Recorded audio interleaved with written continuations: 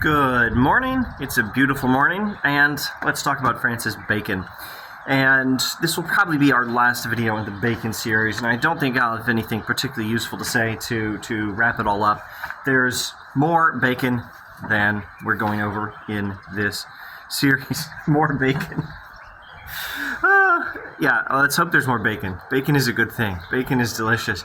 Okay, the idols of the theater. The idols of the theater are not innate, nor do they introduce themselves secretly into the understanding, but they are manifestly instilled and cherished by the fictions of theories and depraved rules of demonstration. His language is hilarious here. Depraved rules of demonstration. Remember, Bacon is trying to give us a new and better inductive logic. A new and better logic, which would be inductive, not deductive, correcting Aristotle in particular. Let's skip a couple sentences. The lame, as they say, in the path outstrip the swift who wander from it, and it is clear that the very skill and swiftness of him who runs in the right direction must increase. Who runs not in the right direction must increase his aberration. Descartes had said something like this. If you're going slowly and you're not very smart maybe, but you're using the right method and you're going in the right direction, you're going to get farther than someone who's very smart and going in the wrong direction. I'm mixing up the metaphor with the reality here, and I'll just keep going because I don't feel like fixing that. Our method of discovering the sciences, says Bacon, is such as to leave little to the acuteness and strength of wit, and indeed rather to level wit and intellect. In other words, you don't need to be smart, you just need to be thinking in the right way if you want to understand the world through science. For as in the drawing of a straight line or accurate circle by the hand, much depends on its steadiness and practice. But if a ruler or compass be employed, there's little occasion for either. So it is with our method. Use the right tool. A compass, a protractor, a ruler, these are useful tools in geometry that will increase accuracy a great deal. And using those tools is more useful than just being surprisingly good at drawing circles freehand. The right method of scientific investigation is like that. It's far more useful than just being smart. The idols of the theater or of theories are numerous, and skipping a bit, in general, men take for the groundwork of their philosophy either too much from a few topics or too little from many. In either case, their philosophy is founded on too narrow a basis of experiment and natural history and decides on too scanty grounds. Experiment, once again, he's giving us one of the founding books in modern science. He is a huge fan of experiment, and we need to do more experiments and reason from them slowly and slowly and inductively, not quickly and deductively.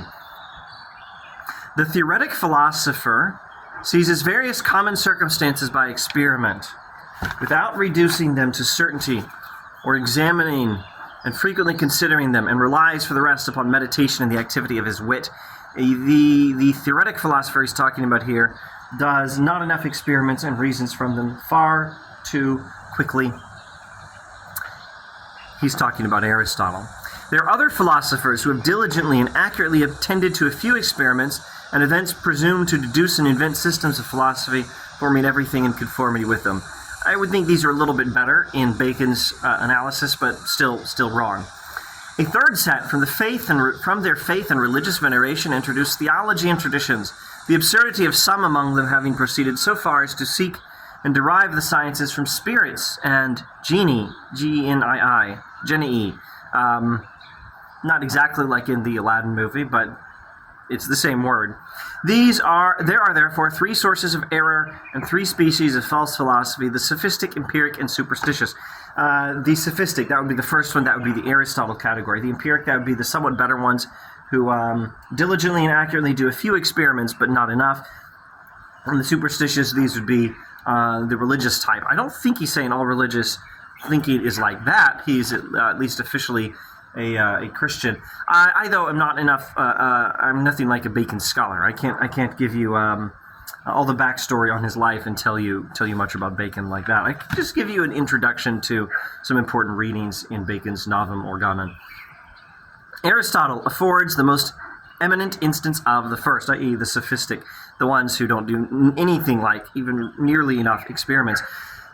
For he corrupted natural philosophy by logic, lest he form the world of categories, assigned to the human soul the noblest of substances, a genus determined by words of secondary operation, etc., etc., and imposed innumerable arbitrary distinctions upon the nature of things, being everywhere more anxious as to definitions and teaching and the accuracy of the wording of his propositions than the internal truth of things. In other words, Aristotle was trying to do science mostly in his head, just a little bit of experimentation, draw some hasty conclusions from it, or a little bit of observation, draw some hasty conclusions from it, and then just do all your science in your head without even checking it against the world anymore. That's Aristotle's style. We've critiqued Aristotle further in these in earlier videos. Maybe we'll stop there. Let me just check and see if there's anything else I want to say. Yes, we do want to say a little bit more about Aristotle. Aristotle's physics are mere logical terms, etc., for he had already decided, without having properly consulted experience as the basis of his decisions and axioms, and after having so decided, he drags experiment along as a captive, constrained to accommodate herself to his decisions, so that he is even more to be blamed than his modern followers, or of the scholastic school, who have deserted her altogether. So Aristotle's modern followers are the scholastics. Not the time to talk about the scholastics. I'm sure I've introduced them before while talking about Descartes or something. The scholastics are the modern followers of Aristotle, and they do even less experiment than Aristotle, so that's one thing in Aristotle's favor. But he's worse than the scholastics because of... Hang on, let me get this right. Aristotle is worse than the scholastics because when he does experiment, he does it to confirm his pre-established and hastily drawn conclusions rather than to learn from the world. And that's largely the point of this book. Do science, as we now think of it, but trying to put this more in the terms of Bacon's own century. The point of this book is to learn from the world how the world works through experimentation, and do not impose logic on the world. Rather, let the world impose itself on your thinking and tell you how to think about the world. And with that, I think we're done with our series on Bacon. Again, this is not a thorough introduction even to this book, much less to Francis Bacon.